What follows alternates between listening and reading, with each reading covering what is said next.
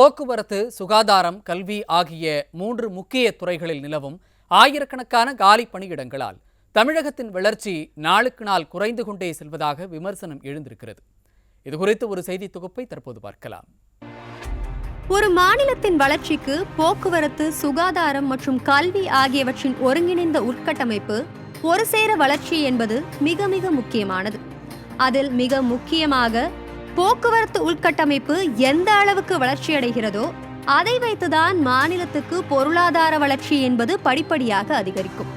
ஆனால் தமிழகத்தை பொறுத்தவரை போக்குவரத்து உள்கட்டமைப்பை மேம்படுத்துவதற்கு விடியா திமுக அரசு போதிய அளவில் நிதி ஒதுக்கவில்லை. மேலும் பழுதடைந்த சாலைகளை சீரமைக்காமல், தேசிய நெடுஞ்சாலைகளின் எண்ணிக்கையை அதிகரிக்காமல், துறைமுகங்களை இணைக்கும் சாலைகளை மேம்படுத்தாமல் இருப்பதால் மாநிலத்துக்கு மிகப்பெரிய பின்னடைவு ஏற்பட்டுள்ளதாக கருத்து தெரிவிக்கின்றனர் பொருளாதார நிபுணர்கள். இது ஒருபுறம் என்றால், மருத்துவத்துறையின் உள்கட்டமைப்பையும் விடியா திமுக கை கழுவி விட்டதாக விமர்சனம் எழுந்துள்ளது.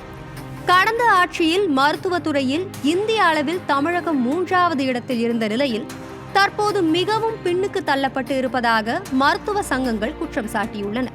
குறிப்பாக கடந்த அதிமுக ஆட்சியின் போது புதிதாக உருவாக்கப்பட்ட மாவட்டங்களில் 11 அரசு மருத்துவக் கல்லூரி மருத்துவமனைகள் தொடங்குவதற்கு மத்திய அரசிடம் ஒப்புதல் பெற்று அதற்கான பணிகளை அதிமுக அரசு தொடங்கியது. ஆனால் ஆட்சிக்கு வந்ததும் அவற்றை திமுக அரசு ஸ்டிக்கர் ஒட்டி திறந்திருக்கிறதே தவிர மருத்துவமனைகளில் பணியாற்ற போதிய மருத்துவர்களையும், மருத்துவ பணியாளர்களையும், மருத்துவமனைக்கு தேவையான உள்கட்டமைப்பையும் மேம்படுத்தவில்லை என்கின்றனர் மருத்துவ பணியாளர்கள் நல சங்கத்தினர். இது மட்டுமில்லாமல் தமிழக கல்வித்துறையும் தூங்கிக் கொண்டிருப்பதாக ஆசிரியர் சங்கங்களும் குற்றம் சாட்டுகின்றன. குறிப்பாக தமிழகம் முழுவதும் உள்ள தொடக்கப் பள்ளிகள் முதல் உயர்நிலை மேல்நிலை பள்ளிகள் வரை ஆசிரியர் பணியிடங்களும் தலைமை ஆசிரியர் பணியிடங்களும் அதிக அளவில் காலியாக இருப்பதாக குற்றம் சாட்டுகின்றனர். அரசு மேல்நிலை மற்றும் உயர்நிலை பள்ளிகளில் சுமார் 4000க்கும் அதிகமான தலைமை ஆசிரியர் பணியிடங்கள் காலியாக இருப்பதால் துணை தலைமை ஆசிரியர்கள் தலைமை ஆசிரியர் பணியை பொறுப்பிலிருந்து கவனிக்கும் நிலையே உள்ளது. இப்படி தலைமை ஆசிரியர் பணியை துணை தலைமை ஆசிரியர் கவனிப்பதால் துணை தலைமை ஆசிரியர் பணி காலியாகி ஒட்டுமொத்தமாக பள்ளியின் நிர்வாகமே ஸ்தம்பித்து அரசு பள்ளிகளின் உட்கட்டமைப்பு கேள்விக்குறியாகி உள்ளது.